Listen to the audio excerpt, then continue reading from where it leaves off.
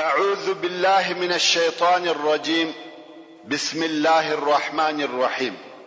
إن الحمد لله نحمده ونستعينه ونستغفره ونعوذ بالله من شرور أنفسنا وسيئات أعمالنا، من يهده الله فلا مضل له ومن يضلل فلا هادي له، وأشهد أن لا إله إلا الله وحده لا شريك له، وأشهد أن محمدا عبده ورسوله صلى الله عليه وآله وأصحابه وسلم تسليما كثيرا.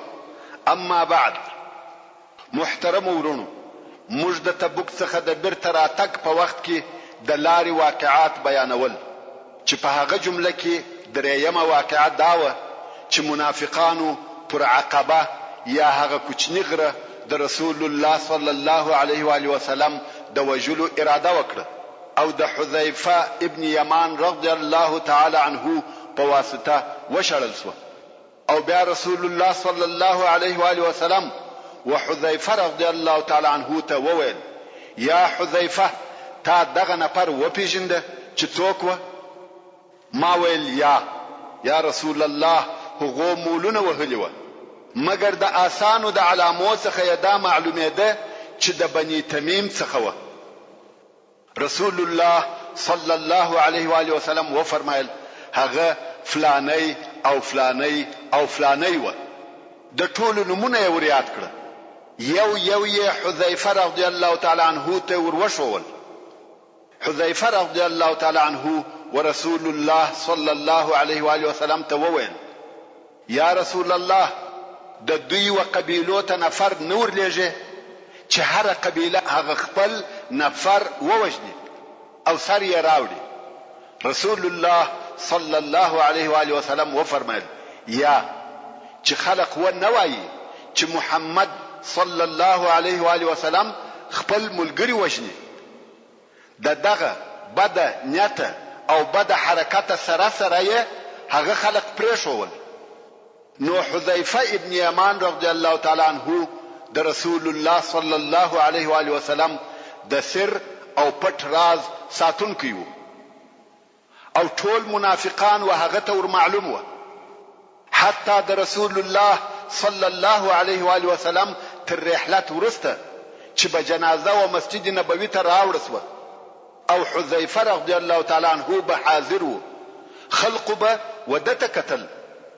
کبه حذیفه رضی الله تعالی عنه پر هغه مړي د جنازې لمونځ ادا کاوه، نور خلق به هم د جنازې لمونځ پر کاوه.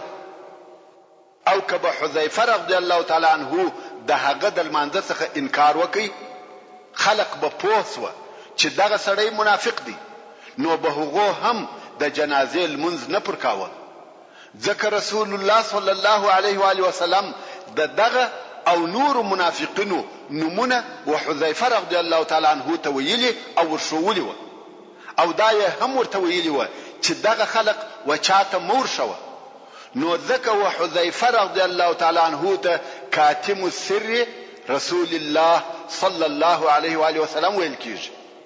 دغه د عقبه حادثه په قران مجید کې ذکر شوی ده. الله جل جلاله د سورة التوبه په 4 نمبر آیات کې فرمایي: وهموا بما لم ينالوا، یعنی دوی د هغه شي قصد او اراده وکړه چې دوی نور ورسېده. دوی د عقبه څخه د رسول الله صلی الله علیه و آله وسلم درا اچولو قصد کړی وو، مګر خپل مقصد ته نه ورسېده. دغه آیات شریف تر اخره دغه نفرو په باره کې نازل شوی دی. د تبوک د لارې څلورمه واقعه. بیا هم لشکر مخ پر مدینه منوره رهیدي، څو وداسې ځای ته ورسېده چې یو منزل لار و مدینه منورې ته پاتو. دغه ځای څخه رسول الله صلی الله علیه و آله وسلم مالک ابن دخشم رضی الله تعالی عنه او معن ابن عدی رضی الله تعالی عنه د دوو نورو نفرو سره و یو ډیر عجیب کار ته ولېږل چې رسول الله صلی الله علیه و آله وسلم د اول وار د پاره داسې کار کوي. هغه دا چې دغه دوه نفر ولېږل چې د مدینې منورې د مساجدو څخه یو مسجد وسوځي او ونړوي. دا مسجد هغه مسجد ضرار وو چې منافقانو د بدو مقاصدو د پاره جوړ کړی وو او قسمو مخې درته بیان کړی ده. پنځمه واقعه، رسول الله صلی الله علیه و آله وسلم ودغه آخري منزل ته راورسېدی او په دغه آخري منزل کې د مدینې منورې تر رسیدلو د مخه یو بل واقعه هم پیښ شوه. هغه دا چې د سهار د لمانځه پر وخت رسول الله صلی الله علیه و آله وسلم د مسلمانانو څخه غائب شو. د حاجت د ادا کولو د پاره لری منطقه ته تللی وو او وزندري. مسلمانان د رسول الله صلی الله علیه و آله وسلم په انتظار دي چې لمانځه ته براسي، خو رسول الله صلی الله علیه و آله وسلم وزندري. قریب د چې لمر راوخیږي بیا هم رسول الله صلی الله علیه و آله وسلم نه راغلی. خلق نه پوهیږي چې څنګه وکي. اوس بیل رسول الله صلی الله علیه و آله وسلم المنز ادا کی او کده رسول الله صلی الله علیه و آله وسلم انتظار وکي او که انتظار وکي شاید مره وخیږي او کله مره وختي د سحر د منځه وخت تیر سو. نو صحابه کرام پر دې متفق سو چې الله جل جلاله المنز پر خپل وخت فرض کړی دی او دا نه ده جایزه چې مره وخیږي او موږ منځ نوی کړی. نو یې عبدالرحمن ابن عوف رضی الله تعالی عنہ د مخه کې چې ودوی ته المنځ ورکی. عبدالرحمن ابن عوف رضی الله تعالی عنہ هم په المنځ شروع وکړه. اول رکعات المنځ ادا کړ. پر دوهم رکعات رسول الله صلی الله علیه و آله وسلم راغلی او په عبدالرحمن ابن عوف رضی الله تعالی عنہ پسې اقتدا وکړه. کم وخت چې خلق د منځ څخه فارغ شوه ویل د چې رسول الله صلی الله علیه و آله وسلم ولاړ دی او هغه تیر سوی رکعات المنځ پوره کوي. خلق په بیره او تشویش کې شوه چې دا مو څنګه کار وکړي. رسول الله صلی الله علیه و آله وسلم موجود وو، موږ ولی به له هغه المنځ وکړي، ولی مو د هغه علیه الصلاۃ والسلام انتظار نکاوه. او دا څنګه کېدلای شي چې یو څوک د رسول الله صلی الله علیه و آله وسلم امامت وکړي. د مسلمانانو په زړه کې دغه تشویشونه پیدا شو او دوی ته تکلیف ورکاوه. کم وخت چې رسول الله صلی الله علیه و آله وسلم د منځ څخه فارغ شو وی فرمایل: احسنتم واصبتم، شمو وکړه او حق ته ورسېدلاست. پر خپل وخت د منځ ادا کول تر انتظار ښه او بهتر دي. دا پر خپل وخت د منځ د ادا کولو درجه ده.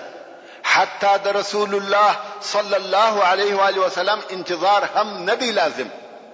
او بیا رسول الله صلی الله علیه و آله وسلم و فرمایل: آیا ما تر دغه د مخه نو درته ویلي چې تر هغه نه قامت کیږي تر څو یو ستاسي د خپل نبی امامت ونکي؟ تاسو په هیڅ چې دغه څخه مقصد څه دی چې د امت څخه دی یو نفر د خپل نبی امامت کوي. ورونو ډیره مهمه خبره ده. د دې کار څخه مقصد دا دی چې دغه دین پوراسو یا مخ پر پوره کېدو دی او دین چې پوراسي د رسول او نبی وظیفه پای ته رسیږي او د دنیا څخه رحلت کوي. نو خود په امت کې یو بل داسې څوک پکار دی چې د دعوت او جهاد مسؤلیت پر غاړه واخلي. لکه څنګه چې د رسول الله صلی الله علیه و آله وسلم په غیاب کې د المانزه امامت و بل چاته پاتې کیږي، د غرنګ د رسول الله صلی الله علیه و آله وسلم تر رحلت ورسته باید د اسلام ټول مسؤلیتونه د یو چا پر غاړه وي چې هغه ته د رسول الله صلی الله علیه و آله وسلم خلیفہ یا امیر المؤمنین ویل کیږي. دین باید هیڅ وخت به سرپرست نسی پات. سبحان الله، رسول الله صلی الله علیه و آله وسلم هم دغه واقعات د هغې تر پیښېدو د مخه بیان کړی و. نو عبدالرحمن ابن عوف رضی الله تعالی عنہ هغه څوک دی چې د رسول الله صلی الله علیه و آله وسلم امامت یې کړی دی. په یو روایت کې ویل کیږي چې ابو بکر صدیق رضی الله تعالی عنہ هم د رسول الله صلی الله علیه و آله وسلم د مریضۍ په وخت کې د رسول الله صلی الله علیه و آله وسلم امامت کړی دی، مگر د عبدالرحمن ابن عوف رضی الله تعالی عنہ د المانزه او امامت روایت واضح او صریح دی. او دا چې یو امتی د رسول الله صلی الله علیه و آله وسلم امامت کوي، د دې څخه مقصد او معنا دا ده چې د رسالت دوره پر ختمېدو ده. ستاسو څخه یو څوک باید دغه امانت پر غاړه واخلي او دغه امانت اوس و تاسو ته درسپارل کیږي. رسول الله صلی الله علیه و آله وسلم و اصحاب کرام ته دا هم وفرمایل، په مدینه منوره کې داسې خلق سته چې تاسو داسې تګ نه دی کړی او نه تر کومې شیلې تیر سوي یاست مگر هغه نفر ستاسو سره و او هغه لره هم دغونه اجر او ثواب دی لکه تاسو لره. صحابه کرام وویل یا رسول الله هغه خلق په مدینه منوره کې دي او راوتلی هم نه دي او ثوابونه زموږ د ثوابو پر اندازه دي. رسول الله صلی الله علیه و آله وسلم وفرمایل هو هغه نفر خپل واقعي عذر بند کړی و. ورونو هغه انسان چې په حقيقي عذر معذور وي هغه لره پوره اجر او ثواب ورکول کیږي، د پر نیت معامله ورسره کیږي. د یو واقعي عذر په سبب د خیر د کار څخه پاتې کېده هیڅ اجر او ثواب نه کموي. او دا د رسول الله صلی الله علیه و آله وسلم زیری دی. که یو انسان ته عذر پیښ شو هغه ته د خپل نیت ثواب پوره ورکول کیږي. علماء کرام وایي که د یو چا عادت وو چې په دوشنبه او پنځشنبه روژه نیول او بیا مسافر سو دغه ورځ روژه و نه نیول ودته د هغه روژو ثواب ورکول کیږي. لکه نیولې چې وي یا مریض سو دغه روژه ځنی پاتس وي بیا هم د هغه روژو ثواب ورکول کیږي. دغه قسم د نور عبادتو ثواب ورکول کیږي. دا د الله جل جلاله رحمت او مهرباني ده. که یو انسان د خیر او شو کارو عادت درلودي او بیا په یو عذر ځنی پاتس و ودته کامل او پورا اجر ورکول کیږي لکه هغه کار چې پورا کړی وي. سبحان الله. تاسو د الله جل جلاله ولطف او کرم ته متوجه یاست. رسول الله صلی الله علیه و آله وسلم چې د لری څخه د مدینه منوره علامه ولیده نو یې وفرمایل دغه طابه ده او هغه احد دی. احد داسې غر دی چې موږ خوښ لري او موږ یې خوښ لرو. نو احد مشرفه غر دی او خلق د رسول الله صلی الله علیه و آله وسلم پراتک سره ډیر خوشاله شول. شذو او انجنو هلوکانو او کوچنیانو د رسول الله صلی الله علیه و آله وسلم پراتک سره ډیر خوشحالي کول. د رسول الله صلی الله علیه و آله وسلم او لشکر و مخ ته وروته او دغه ترانه یې ویل طلع البدر علينا من ثنيات الوداع وجب الشكر علينا ما دعا لله داع. رسول الله صلی الله علیه و آله وسلم د رجب په میاشت کې د تبوک غزا ته وتلی وو او د روژې په میاشت کې مدینه منوره ته راورسېدی. دغه سفر ټول 50 ورځې په بر کې ونیولې چې 60 ورځې په تبوک کې تیر کړې او نور موده په تګ او راتګ کې تیر شو. او دغه غزا د رسول الله صلی الله علیه و آله وسلم اخرنی غزا ده. تر دغه ورسته بیا رسول الله صلی الله علیه و آله وسلم بل غزا نه ده کړې.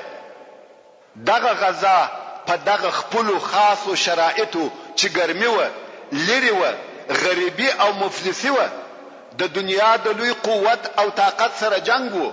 د الله جل جلاله د طرفه یو سخت او لوی امتحان وو چې په هغه کې مؤمنان د نور څخه جلا او کامیاب شول. او دا د الله جل جلاله قانون دی چې په دغه امتحان سره صادق د کاذب څخه جلا کوي، واقعي مؤمن د منافق څخه جلا کوي.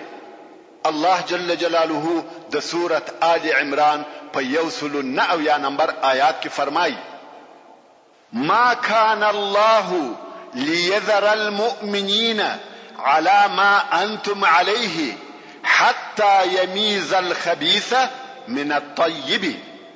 یعنی الله جل جلاله داسې ندی چې مؤمنان پر دغه نامعلومه حال چې اوس تاسو پر هغه باندې یاست پریږدي، تر څو چې الله جل جلاله ناپاکه د پاکو څخه جلا نکړي او په خپل خلقو ته صادق او کاذب ور معلوم نسی. ورونو، لکه څرنګه چې په دنیا کې د کفارو د پاره آرام او هوسا ژوند د دې دلیل نه دی چې دوی د الله جل جلاله په دربار کې خوښ او مقبول دي، همدارنګه و مخلصو مسلمانانو ته د آفتو او مصیبتو راتله لکه د احد په غزا او نورو کې د دې دلیل نه دی چې دوی د الله جل جلاله په دربار کې مغضوب او مقهور دي، بلکې اصلي خبره دا ده چې الله جل جلاله مسلمانان بل امتحان نه پریږدي، ځکه که انسانان به امتحان پاتې سي په دغه صورت کې به ډیرو کفارو د نفاق پر قسم د اسلام کلمه ویلای او د مسلمانانو سره به ګډ ژوند کولای چې د دوی د دغه ظاهري حالاتو په لیدلو سره چا و دوی ته منافق نسوای ویلای. نو ځکه دا لازمه ده چې الله جل جلاله داسې حالات او واقعات پیش کړي چې د هغو په واسطه سره پاک او نافاک امه او پاخه سره جلا سي، صادق مؤمنان او منافقان سره وپیژندل سي. و دغه غزا ته هم هر هغه څوک چې صادق مؤمن وو ووتی او دغه غزا څخه پاتې کېده د نفاق علامه و. نو ځکه هر څوک چې بر رسول الله صلی الله علیه و آله وسلم ته وريات کړسو چې فلانی پاتې سوی دی، رسول الله صلی الله علیه و آله وسلم به فرمایل پرېږدي که خیر پکښې وو در پسې رابسي او که بیله دغه څخه بل شی وو الله ځینې بېغمه کړلاست. د دغه غزا څخه بل څوک نسو پاته یا خو یې واقعي عذر درلودي یا هغه کسان و چې الله او رسول الله صلی الله علیه و آله وسلم ته درواغ ویل چې منافقان و او دغه د درواغو په عذرو یې ځانونه پاته کړه، یا هغه کسان و چې هیڅ اجازه یې ونه غوښته او پاته سو. مګر هو هلته څو نفر صادق مسلمانان هم و چې بل عذر پاته سوي و او دا هغه کسان دي چې الله جل جلاله مبتلا کړ او بیا یې د دوی توبه قبول کړ چې تفصیل به په ورسته کې درته راسي. کوم وخت چې رسول الله صلی الله علیه و آله وسلم مدینه منوره ته ورسېدی اول و مسجد ته ولاړی، هلته 2 رکعات المنځ ادا کړ. اوس نو هغه خلق چې پاتې سوي و ورسول الله صلی الله علیه و آله وسلم ته ورځي او خپل عذرونه وایي، خو هلته په مسجد کې و نفر خپل ځانونه د مسجد په پایو یا عمودو پورې تړلي و او ویل موږ د رسول الله صلی الله علیه و آله وسلم څخه پاتې سوي یو، موږ به هیڅوک نه خلاصوي تر څو چې رسول الله صلی الله علیه و آله وسلم مو په خپل لاس نکي خلاص. رسول الله صلی الله علیه و آله وسلم و فرمایل زبه تر هغه نه کم خلاص چې الله جل جلاله د دوی توبه قبول نکي. څنګه چې د دوی توبه په صدق او اخلاص سره و الله جل جلاله د دوی توبه قبول کړه او عفو ورته وکړه. او دغه و نفرو په باره کې چې ابو لبابه او د ملګری و آیاتونه نازل شو. الله جل جلاله د سوره التوبه په 102 نمبر آیات کې فرمایي واخرون اعترفوا بذنوبهم خلطوا عملا صالحا واخر سيئا عسى الله ان يتوب عليهم ان الله غفور رحيم. یعنی ځینې نور خلق دي چې پر خپل ګناهو یې اقرار او اعتراف کړی دي، دوی نیک عمل د بد عمل سره ګډ کړی دي. نیک عمل یې توبه او پښیمانی ده او بد عمل یې د جهاد څخه پاتې کېدل دي. نو دوی بد هم وکړه او بیا یې ښه هم وکړه. قریب ده چې الله جل جلاله به د دوی توبه قبول کړي، بشکه چې الله جل جلاله بخښونکی او د ډېر رحم خاوند دی.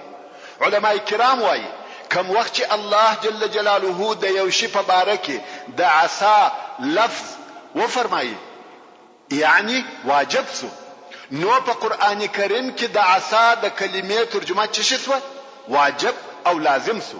که څه هم اصلا په عربي کې د عصا ترجمه یعنی قریبه ده، خو علما وایي د الله جل جلاله د طرفه د عصا د لفظ استعمال د وجوب او لزوم په معنا سره دی. نو په دغه آیات شریف کې چې الله جل جلاله فرمایي عسى الله ان يتوب عليهم، یعنی پر الله جل جلاله لازم ده چې د دوی توبه قبول کړي. نو الله جل جلاله و دوی ته عفو وکړه. بیا نو دغه اونه پر خپل ټول مالونه ورسول الله صلی الله علیه و آله وسلم ته راوړه او ویل یا رسول الله هغه چې موږ یې پاته کړو هغه دغه زموږ مالونه و، په دغه خپل مالو مشغوله وو. نو زموږ د توبې څخه یو هم دادی چې موږ تر دغه خپل ټول مال تیریو نه غواړو. رسول الله صلی الله علیه و آله وسلم و فرمایل زه نه يم امر کړی سوی چې ستاسو مالونه واخلم، ما ته فقط ستاسو د الکېدو امر وکړسو. او دوی زاری کوي وایي یا رسول الله دغه مالونه زموږ د فتنې سبب وګرځیده، راڅخه قبول یې کړه. نور هم زاری کوي څو د الله جل جلاله دا قول نازل سو خذ من اموالهم صدقه تطهرهم وتزكيهم بها وصلي عليهم ان صلاتك سكن لهم والله سميع عليم. یعنی د دوی د مالو څخه صدقه واخله چې دوی د ګناهو څخه شپ پاکه او د هغه په سبب یې با برکت کې او دوی ته د خیر دعا وکړه. بشکه چې ستا دعا د دوی د پاره سکون او اطمینان دی او الله جل جلاله پورا اوریدونکي او پورا عالم دی. نو رسول الله صلی الله علیه و آله وسلم د دوی د مالو څخه یو څه مال واخیستی او ویل دا امر نه دی راته سوی چې ټول مال مو واخلم، ځکه الله جل جلاله فرمایي خذ من اموالهم، یعنی د دوی د مالو یو جز واخله نه ټوله. نو یو حصہ ځنی واخسته او نور یې ورات کړه. دا هغه د دوی د توبې قبلې ده.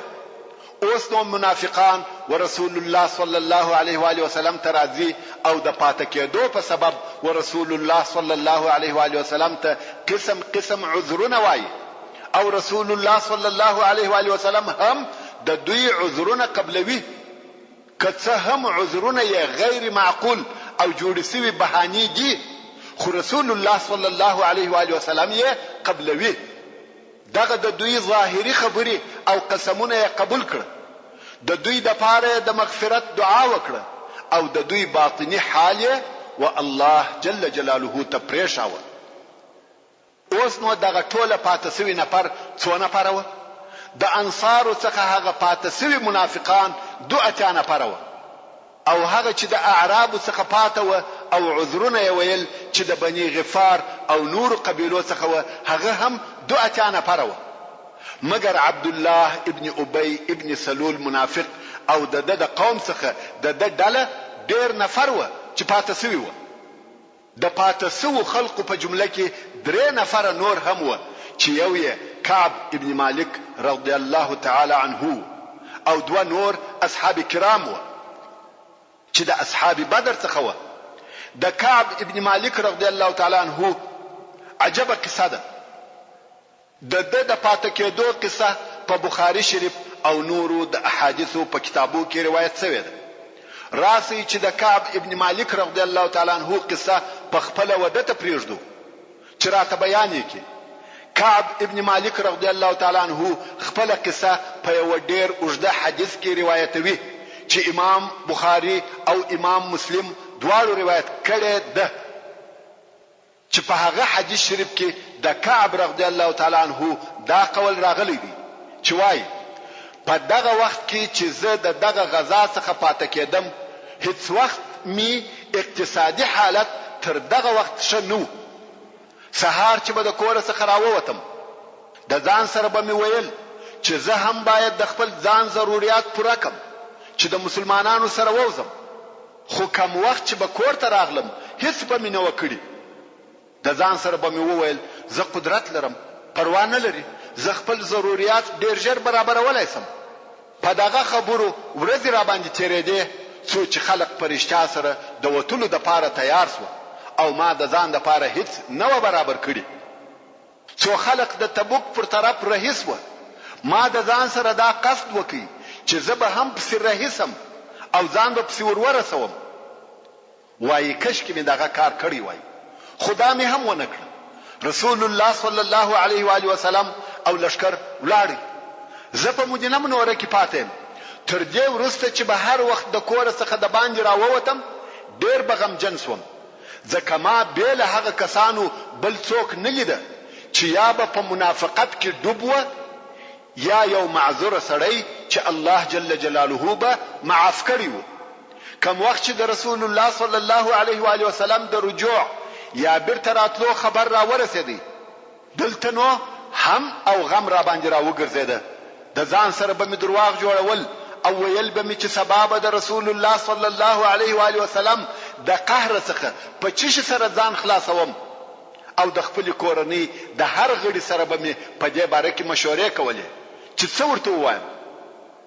کوم وخت چې مې واورېده چې رسول الله صلی الله علیه و آله وسلم را ورسېدی، هغه باطل او درواغ خبرې ټول را څخه ولاړې او دا مې قصد وکي چې رښتیا به ورته وایم.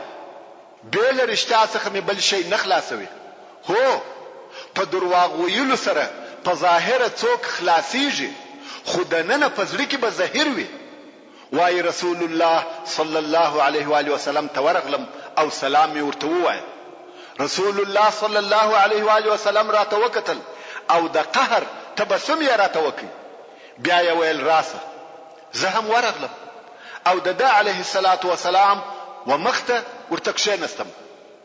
ویل چې شي پاته کړې، آیا تا د سفر د پاره بوده نور رانیولې؟ ما ویل هو رانیولې مې. په والله کبیله تاسو د اهل دنیا د هر چا په حضور کې کښینستلې وای، تا به لیدلې وای چې زه د هغه د قهر څخه په یو عذر سره ځان خلاصوم. ځکه الله جل جلاله داسې جبر کړی ده چې دلائل په وایم. مگر په والله زه په دې پوهېږم کنن ورځ زه درواغ درته وایم ته به زما څخه په هغه درواغ راضي سې، مگر قریب ده چې الله به دې پر ما په قهر کې او کوم رښتیا درته ویل هو ته به مې په هغه کې ملامت کې، مگر په دغه رښتیا کې مې د الله جل جلاله څخه دا امید دی چې عفو به راته وکړي او یا عفو به راته وکړي. په والله ما هیڅ عذر نه درلودی او ما هیڅ وخت دونه مال نه درلودی لکه په تغه ورځ چې تاسو څخه پاتې سوم. یعنی پاتې کېدمې د غریبۍ یا بل عذر په سبب نه و. والله هیڅ عذر مې نه درلودی، فقط اهمال، بے پروايي او ضعیف همت وو چې زه پاتې کړم. رسول الله صلی الله علیه و آله وسلم و فرمایل دغه سړي رښتیا وویل. په دې کې اشاره و چې هغه نور نفرو چې عذرونه ویل درواغ ویل، مگر دغه سړي رښتیا وویل او ویل بلارسه تر څو چې الله جل جلاله ستا په باره کې حکم کوي. رسول الله صلی الله علیه و آله وسلم د په باره کې حکم ونکړي، نه عفو ورته وکړه نه کوم عقاب او عذاب د لپاره مقرره کړي. ویل صبر وکړه چې ستا په باره کې الله جل جلاله حکم وکړي. نو دغه درو نفرو په باره کې چې کعب ابن مالک، هلال ابن امیه او مراره ابن ربیع و چې حق او رښتیا یې وویل، د سوره التوبه 106 نمبر آیات نازل سو. الله جل جلاله فرمایي واخرون مرجون لامر الله اما يعذبهم واما يتوب عليهم والله عليم حكيم. یعنی دغه کسانو څخه چې د تبوک د غزا څخه پاتې سوي دي نور درې نفر دي چې نمونه یې د مخه ذکر سو چې د الله جل جلاله د حکم د پاره پرېښول سوي دي، یا به الله جل جلاله دوی ته عذاب ورکړي یا به توبه قبول کړي. د دوی په باره کې حکم و ورسته ته معتل سو. کعب ابن مالک رضی الله تعالی عنہ وایي ما هغه خپل حقیقت وایي نو حساس وم، پر خپل قصور او کوتاهی می اعتراف وکي، خو زما قوم او کورنۍ راته راغله او ویل ای سړی ټولو خلقو یو عذر ووایه او رسول الله صلی الله علیه و آله وسلم هم د هغو د پاره د مغفرت غوښتنه وکړه. تا هیڅ داسې یو شی نه کوي پیدا چې هغه د ځان د پاره عذر او بهانه وګرځوي؟ یو عذر پیدا ک او لاړ څه هغه ورته ووایه. که رسول الله صلی الله علیه و آله وسلم ستا د پاره د بخښنې طلب وکړي، الله جل جلاله عفو درته کوي. کعب رضی الله تعالی عنہ وایي دا خبرې دونه راته وکړه چې دا اراده مې وکړه چې بیرته ورسول الله صلی الله علیه و آله وسلم ته ورسم او یو عذر ورته وایم. کعب رضی الله تعالی عنہ وایي ولقد اوتیت جدلا، یعنی زما سره داسې ژبه و چې دلایل مې په ویلای سوای، خلقو ته مې قناعت ورکولای سوای، په هر ځای کې مې ځان په خلاصولای سوای. نو د دوستانو ډیر ویل په دې قانع کړم چې بیرته ورسول الله صلی الله علیه و آله وسلم ته ورسم او ژبه واړوم. خو بیا مې پوښتنه وکړه چې بیل ما څخه بل چا هم دغه خبره کړې ده، یعنی چې ویلې وي چې عذر مو نه درلودي فقط کاهلی پاتې کړو. ویل هو. ما ویل هغه څوک و؟ ویل هلال ابن امیه او مراره ابن ربیع. کعب رضی الله تعالی عنہ وایي داسې دوه صالح نفر یې رایاد کړ چې د اهل بدر څخه و، د بدر غزا ته حاضر شوی و او اوس د تبوک څخه پاتې شوی دي. نو ما د ځان سره وویل چې ما ته هم هغه را پیښیږي کم چې و دوی تور پیښیږي. هغه دوه د اهل بدر څخه دي، زه هم د هغو سره یم. نو د هغه خپل رښتیا خبرې څخه نه واوښتم. پس له څه وخته د رسول الله صلی الله علیه و آله وسلم د طرفه و ټول اهل مدینه ته امر وسو چې دغه درو نفر سره خبرې کول منع دي، هیڅوک به خبرې نور سره کوي. وای خلقو خبرې را سره بند کړي، حتی سلام ورواچوم جواب یې نه راکوي. کعب رضی الله تعالی عنہ وای ځکه هم راته بدل اسو، هغه ځکه نه و چې ما سره معلومه و. وای هغه دوه نفر از ما ملګری په خپل کورو کې کښینسته، شپه او ورځ په ژړا تیرول، مګر ما صبر کړی وو. بازار ته ځم، مسجد ته ځم، خو هیڅوک خبرې نه را سره کوي. ورونو دا امتحان دی. د هغه انسان به څه حال وي چې په ټوله ښار کې څوک خبرې نور سره کوي، نه خپل نه پردی. وای بیا مې هم صبر کاوه. وای مسجد ته به ولاړم، رسول الله صلی الله علیه و آله وسلم به پس لمانځه د خپل اصحاب سره ناست وو. ما به سلام ورته ووایه، خو هیڅ از ما د سلام جواب نه راکاوه. ما به رسول الله صلی الله علیه و آله وسلم ته کتل چې آیا از ما د سلام جواب د شوندانو په شورولو سره راکوي که یا. بیا به مې نږدې ورسول الله صلی الله علیه و آله وسلم ته نفل منځ کاوه او په لمانځه کې به مې ورسول الله صلی الله علیه و آله وسلم ته د سترګو تر کنجانو کتل چې ما ته ګوري که یا. خو کم وخت چې به زه په لمانځه مشغوله وم راته کتل به چې بیا به مې د دغه خواته وکتل، مخ به راڅخه واړاوه.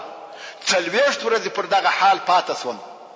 کعب رضی الله تعالی عنہ وایي یو ورځ د مدینې منورې په بازار کې رهي وم چې د شام د تاجرانو څخه یو سړی چې د شام څخه یې ارتزاقي مواد راوړي و او د مدینې منورې په بازار کې یې خرڅول او د خلکو څخه پوښتنې کوي چې کعب ابن مالک به څوک راوشي. خلکو زما و طرف ته اشاره وکړه چې هغه دی. نو دغه تاجر راغلی او ماته یې د غسان د پاچا د طرفه یو لیک راکړ او ول د غسان د پاچا د طرفه ستا د پاره لیک دی. لیک چې مخلاص کی پس د سلام او احترام یې لیکلی و. موږ ته خبر را ورسېدی چې ستا ملګری ستا سره جفا وکړه، الله جل جلاله نه ته خوار کړی او نه ته ضائع کړی. موږ ته راسه چې عزت او احترام دی وکړو. ورونو دا لیک امتحان په امتحان کې وو. په مدینه منوره کې ټول خلقو مقاطعه ور سره کړې ده، څوک خبرې نور سره کوي او هلته بیا یو بل شار دی د هغه پاچای دعوتوي وایي موږ ته راسه عزت به دی وکړو. کعب رضی الله تعالی عنہ وایي چې دغه لیک مې ووایه، د ځان سره مې وویل چې دا هم د الله جل جلاله د طرفه امتحان دی. نو د دې لپاره چې په زړه کې مې شی راو نه ګرځي او دغه لیک سره می تعلق پیدا نسی، لیک می په تناره کې واچاوه او ومې سوځي. زه پر هغه خپل حال پاتې یم. کم وخت چې پر دغه حال 40 ورځې تیرې سوې، د رسول الله صلی الله علیه و آله وسلم د طرفه قاصد راغلی. ویل رسول الله صلی الله علیه و آله وسلم دې امر کوي چې د خپل ښځې څخه جلاسه. ما ویل طلاق یې کم، یعنی امر یې کړی دی چې طلاق یې کم. ورونو دغه مسلمانان و او دغه اطاعت و، قصد او اراده یې کړې ده چې په هر کار امر سي هغه عملي کوي. خپل ځان یې و الله جل جلاله او رسول الله صلی الله علیه و آله وسلم ته تسلیم کړی دی. قاصد ویل یا طلاق وایم بلکې ځنې جلاسه یوازې ژوند کوه.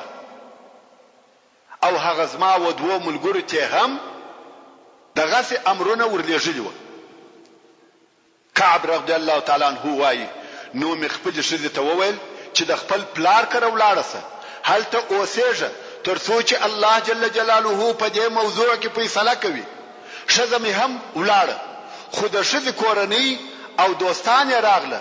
ویل هلال ابن امیه او مراره ابن ربیع خپل ښځې په خپل کورو کې ورسره پرېښولې، فقط دوی ځینې جلاس و او تا د کوره وایسته. کعب رضی الله تعالی عنه ویل یا هغه دوه په عمر ډیر دي، مګر زه ځوان یم، بیا به رسول الله صلی الله علیه و آله وسلم څه وایي؟ زما ښځه باید د خپل پلار په کور کې واوسېږي. کعب رضی الله تعالی عنه یوازې په کور کې پاتې شو. په تیرو 40 ورځو کې فقط دغه یوه ښځه وه چې د ده سره خبرې کولې، ځکه په کور کې ورسره وه او اوس هغه هم لاړه، نو په کور او د باندې کې یوازې شو. کعب رضی الله تعالی عنه وایي و داسې حال ته ورسېدم چې ټوله دنیا را باندې تنګ شوه، په خپل ځان کې نه ځایېږم. 50 ورځې کېږي چې نه څوک خبره راته کوي او نه مې چاته خبره کړې ده، حتی د سلام جواب هم څوک نه راکوي. ورونو دغه حال ډیر سخت او مشکل دی. په 50 ورځو کې دی هیڅ خبره نه وي در سره کړې. کعب رضی الله تعالی عنہ وایي پس له 50 ورځو ما په خپل کور کې د سهار منځ وکړ او په داسې حال کې وم چې هغه حال می الله جل جلاله په قران مجید کې بیان کړی دی او فرمایي حتى اذا ضاقت عليهم الارض بما رحبت وضاقت عليهم انفسهم، یعنی تر داسې اندازې چې مځکه د خپل پراخوالي سره سره پر دوی تنګ شوه او د ډېره غمه څخه د دوی زړونه پر دوی تنګ شوه. نو وایي کم وخت چې مې د سهار لمونځ ادا کړ، زه د خپل کور پر بام په دغه دردونکي حالت کې ناست وم چې د یوه ناره کوونکي آواز مې واورېدی چې وجبل سلعه ختلی وو او په لوړ آواز یې نارې کړه زیرې مې در باندې یا کعب ابن مالک. وایي زه دستي پر سجده پرېوتم، پوه شوم چې خوشحالي راغله. رسول الله صلی الله علیه و آله وسلم د سهار تر لمانځه وروسته زموږ د توبې د قبلېدو اعلان کړی و. کمی کتل چې 2 نفر را رهي دي، یو پر آس پورو او بل پر پښو را رهي وو. اصلا زموږ د توبې د قبلېدو آیاتونه نازل شوي وو، نو دغه 2 نفر را رهي وو چې زیری را باندې وکړي او هر یو غواړي چې تر هغه بل را د مخه سي چې اول زیری را باندې وکړي. هغه چې پر پښو را رهي وو پوسو چې سپور تر ما د مخه ورسیږي، نو ویل وړي ته وختي او په ناروی شروع وکړه چې आवाज یې تر هغه سپاره د مخه را ورسیږي. کعب رضی الله تعالی عنہ وایي ما هم و دغه زیری کون کیته چې आवाज مې اوریدلی وو زیری ورکړي او په والله ما بل هیڅ شی نه درلودي بل هغه اغوستو کالو. هغه کالی چې ما اغوستي و هغه مې په زیری کې ورکړه او بیا ما د خپل اقرباو څخه په استعاره کالی واخسته او وامه غوستل. استعاره دغه ده چې ته اوس دغه ستا شی راکه چې ما خپل کار په اجرا کې برته به درکم. نو کالی پر دغه قسم د نور څخه واخسته او خپل کالی په زیری کې ورکړه او بیا د مسجد نبوي و طرف ته رهیسوم. د مسجد په لار کې په ډلو ډلو خلق را باندې راټولیږي او مبارکي راته وایي چې دغه د خلقو ډیروالي او د خلقو مبارکي زه د مسجد څخه وځنډولم. هر یو دغه راته وایي یا کعب ابن مالک د توبې د قبلېدو دې مبارک سه، مبارک علیک توبه الله. څو وایي مسجد ته ورسېدم او د خلقو د ډیروالي څخه مسجد ته نسوای ننوتلی. خیر و مسجد ته ور داخل سوم. رسول الله صلی الله علیه و آله وسلم د اصحاب کرامو د مشرانو سره ناست وو.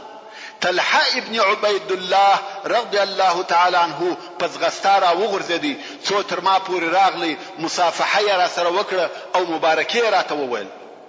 په والله د مهاجرینو څخه بیل د څخه بل څوک نسو راولاړ او زه به د طلحه رضی الله تعالی عنه دغه ورځ هېره نه کم. کعب رضی الله تعالی عنه وایي زه ورتېر سوم او رسول الله صلی الله علیه و آله وسلم ته می سلام ووایه. رسول الله صلی الله علیه و آله وسلم په داسې حال کې چې د خوشحالۍ د مخ څخه شغلې ولاړېدې راته وویل ابشر یا کعب ابن مالک ابشر بخیر یوم مر علیک منذ ولدتک امک. یعنی د هغه شی او مبارک ورځ زیری درکوم چې ستا په ژوند کې پورته راغلې ده، د کومې ورځې څخه چې ستا مور ته زیږولې یې. یعنی ستا د پاره دا داسې نیکمرغه او مبارکه ورځ ده چې ستا په ټول عمر کې تر دغه ښه ورځ نه ده در باندې راغلې. کعب رضی الله تعالی عنه وایي ما ورته وویل یا رسول الله دغه د توبې قبلېدل مې ستا د طرفه څخه دي که د الله جل جلاله د طرفه څخه؟ رسول الله صلی الله علیه و آله وسلم وفرمایل یا زما د طرفه څخه نه دي بلکې د الله جل جلاله د طرفه څخه دي. نو وایي ما ورته وویل یا رسول الله زما د توبې څخه یو هم دادی چې زه خپل ټول مال د الله او رسول الله صلی الله علیه و آله وسلم د پاره صدقه پرېږدم. رسول الله صلی الله علیه و آله وسلم وفرمایل خپل ځینې مال دی د ځان د پاره وګرځوه، دا ستا د پاره خیر دی. او بیا ما وویل یا رسول الله زه خپلو رښتیا ویلو خلاص کړم او زما د توبې څخه یو هم دادی تر څو چې ژوندی یم بې له رښتیا څخه به بله خبره ونه کم. ورونو اوس نو دغه ټول حالات، دغه خوابدي، دغه مقاطعه د څه شي په سبب وه؟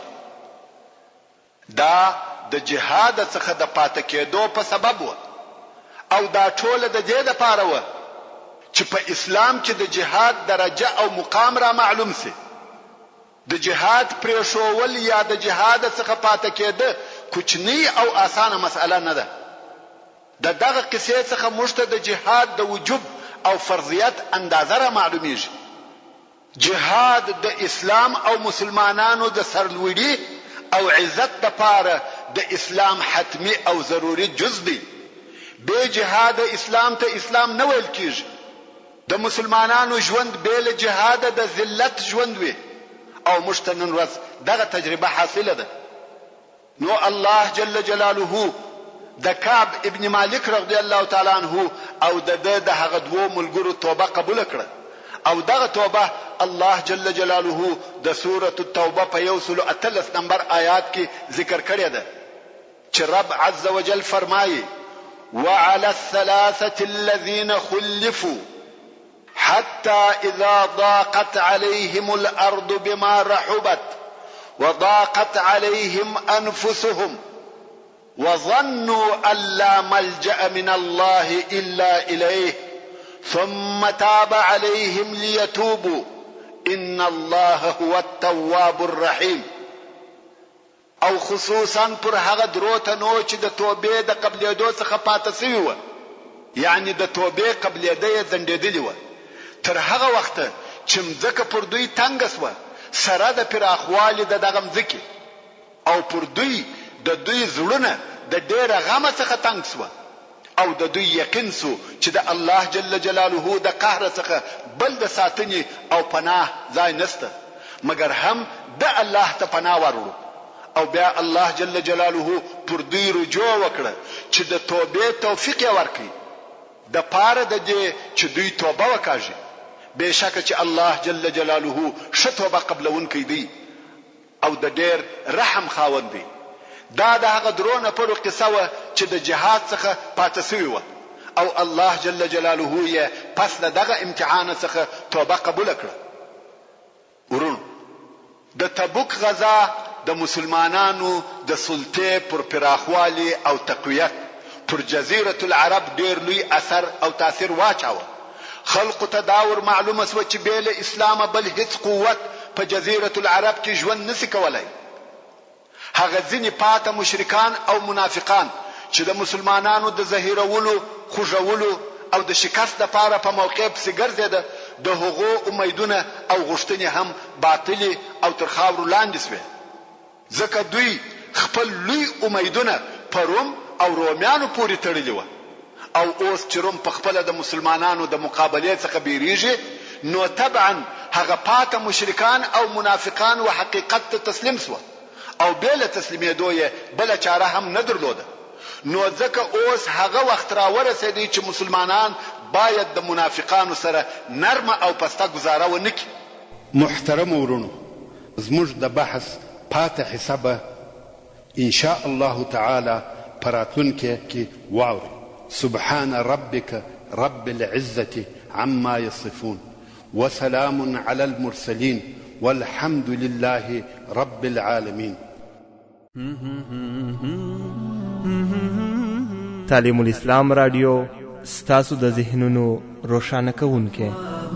تشرب من وحي الرحمن 9.9